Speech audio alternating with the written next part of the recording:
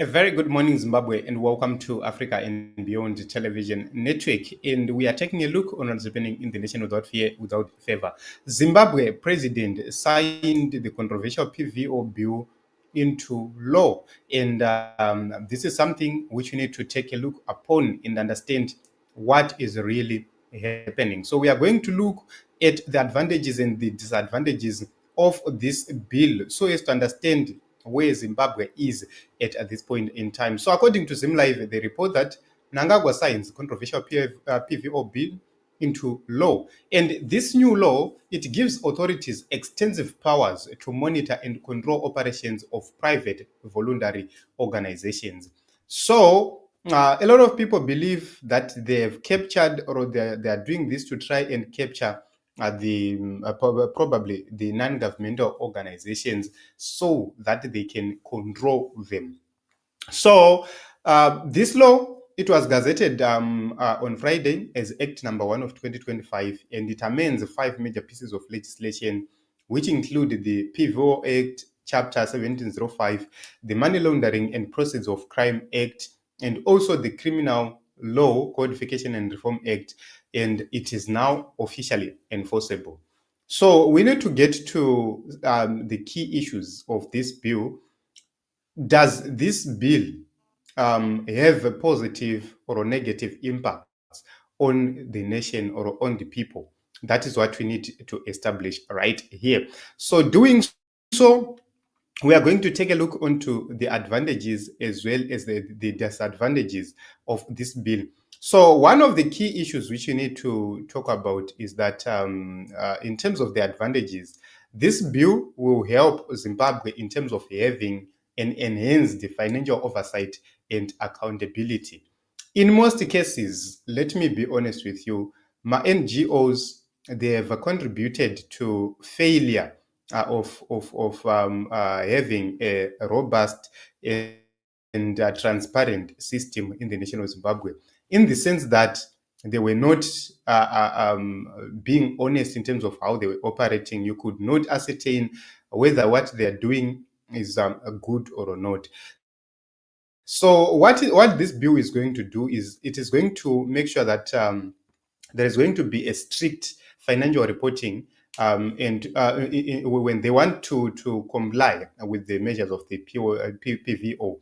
So what it means is donor funds, when they come, they will not go into the pocket of executives, but it can be monitored now if the money is going where it is directed to go. So what it means is this bill can help, but in a lawful country, it can help to curb corruption and also promote ethical standards within the sector. So what it means is my NGOs, they don't just need to run their own things without transparency. They will need to have some sort of transparency so that everything aligns with what the country needs. And also remember, this bill does not only talk about, or this new law does not only talk about the NGOs, it also touches the issues of money laundering. And these are the issues which we've been talking about. For example, some of these acts, they are acts of money laundering. What it means is this bill is going to give us an advantage when it comes to the issues of fighting money laundering. So that is another thing which is very, very important when it comes to this one. So by incorporating recommendations from the Financial Action Task Force, the legislation then addresses concerns related to money laundering and terrorism financing. And also it requires periodic risk assessments of PVOs to mitigate vulnerabilities to illicit financial activities. So let me highlight this and make this clear. This bill is only important in a country where the laws are 100% followed, in a country where laws are respected. In a country like Zimbabwe, it's useless. It's meaningless to have such a bill, such a law, because the government itself is not willing to implement the laws which are available. They are not willing. Even if you have the laws, our government will not follow those laws, will do whatever it can to make sure that they do their own things and their own shenanigans. So what it means is, in a country where the law is working, then we can say it's an advantage. But in a country like Zimbabwe, then you can't talk of that effectively. Then I think the third advantage will be the protection against the foreign and political interference. The government believes that there is a lot of political interference through my NGOs. Although personally, I do not believe that it happens, but that is one of the things which they have mentioned, that it's going to give them an advantage, so that they are protected from foreign interference. So this has been validated by the recent claims by the United States of America, where they were claiming that US aid was being used as a tool for political manipulation in other countries. So, that assertion from the United States of America government, it made ZANU-PF celebrate so much, because they believed that that was the case which they were raising. However, we have some disadvantages right there. So the PVO bill is not only going to save our nation or our country in a good way. We have more disadvantages more than advantages, given that in Zimbabwe we have a government which does not care about anything, which does not follow the laws. So what it means is, we are going to have the issues of freedom of association being eroded. So the critics of the government, they are saying that the law, it infringes on constitutional rights by granting the government extensive control over CSO operations. So civic organizations, they are very, very important. We need them as a country. And because of that law, it gives too much power to the government. What it means is the operations of the CSOs are now being directed, or can be directed directly by the government. What it means is there is going to be a lot of suppression of dissent. There's going to be a lot of restriction in terms of civic space. That is another disadvantage of this new law. And as I always say, it depends on the kind of government which we have. Our government in Zimbabwe, even if without this PVO bill, they have been overstepping out of their boundaries. They were actually out of the required boundaries. So, that is another thing. Then another issue is that we can talk about of issues equity. Everything will now be centralized. The government, it seems as if they are now in charge of everything. So the abolition of the PVO board and the transfer of its functions to the registrar, what it means is, this registrar is appointed by the government, and it then centralizes the decision-making power. And the changes then, they reduce the independence of these PVOs. And in terms of oversight, we are going to have politically motivated decisions, because ZANU-PF, it controls everything. You go to each and every institution, political decisions are being made. For example, trade unions, they are no longer effective, because some of these trade unions are now being controlled by ZANU-PF affiliated people. So there is a lot of politics happening there. Instead of dealing with the issues of workers' welfare, they no longer do that. So that is also another case which is believed we will see those things happening within this civil sector. So PVOs, they have been of advantage and importance to the nation, and then because of this, it's now a challenge. And also another issue we can talk of about mama appeals. In the past, you could see that it was very, very easy to make appeals or whatsoever, because there was a board which was not controlled and regulated by the government. But right now, because the government is now in charge of everything, this legislation then restricts appeals against the registrar's decision. So if the registrar makes a decision, no one can come and say, no, what you have done is wrong.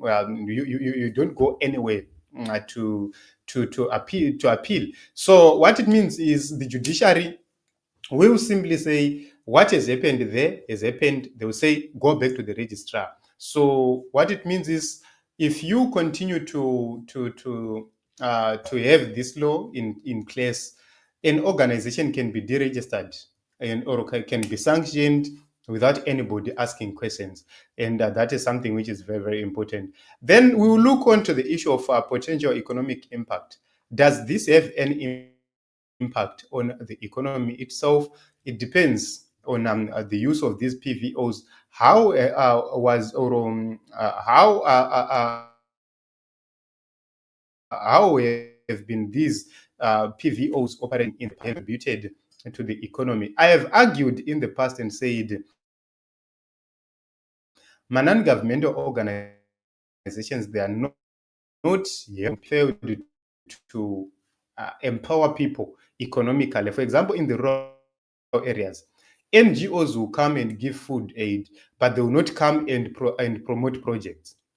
So in terms of the issue of economic impact, if we had my NGOs who were functioning properly, who were thinking about empowering people, we were going to have this point, stand. But what it means is the regulations, they might deter foreign donors. What it means is we are going to have a problem where foreign currency is going to be decreasing, because the majority of the money which was coming into Zimbabwe also, it's from remittances, it's from these donors. The other inenge ichiwanikwa nehurumende iri kuburutsa elites.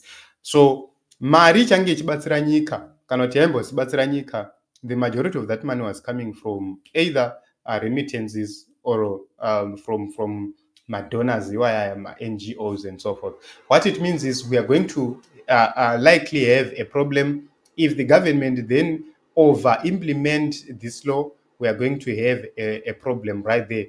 So it depends. If the government chooses to not to over-implement the law, we are going to have an advantage. But if they choose to over-implement the law, we are going to have a problem. So I think last disadvantage which we have right here is the issue of elections. In the past, we could see these CSOs, they were very, very important in terms of the issues of elections. They participated so much in education, in electoral education and other activities. So by restricting CSO involvement in voter education, in election monitoring, what it means that the law compromises the issues of transparency, the issues of fairness in terms of electoral processes. And what it means is this is also in contravention of the regional democratic principles, the same principles which ZANU-PF government failed and refused to follow in the 2023 elections. And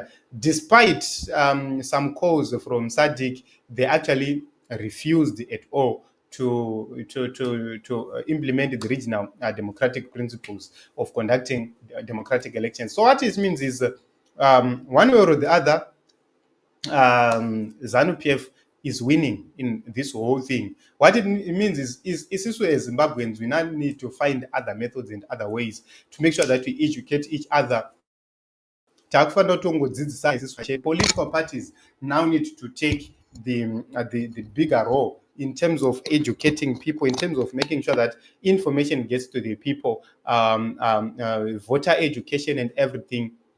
As the people in the opposition, we now have a greater responsibility. We now need to establish probably more radio stations where we can talk about what is happening in the nation of Zimbabwe. We can talk of the issue of Studio 7. Studio 7 has been helping people a lot in terms of disseminating information in various forms. For example, they were sending audios, you could get videos, you could get written articles and whatsoever.